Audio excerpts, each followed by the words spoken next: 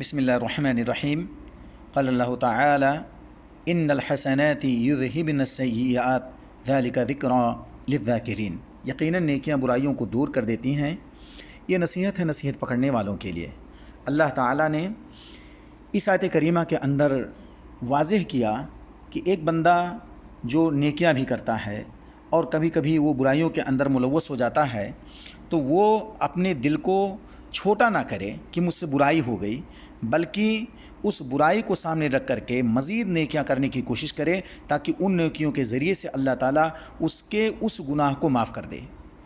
اس کے علاوہ حدیث کے اندر صراحت کے ساتھ بیان کیا گیا 5 وقت کی نمازیں جمعہ دوسرے جمعہ تک اور رمضان دوسرے رمضان تک ان کے مابین ہونے والے گناہوں کو دور کرنے والے ہیں۔ یہ اللہ رب العالمین نے ایسے انداز میں اس آیت کو سامنے ہمارے کیا ہے کہ ایک بندہ کبھی اپنے گناہوں کو لے کر کے مایوس نہ ہو، بلکہ وہ مایوسی کے دلدل سے نکل کر کے نیکیوں کو کرنے کا پختہ عزم کرے تاکہ مزید نیکیاں اس کے حساب میں اکٹھا ہوں اور گناہوں کا خاتمہ ہو جائے۔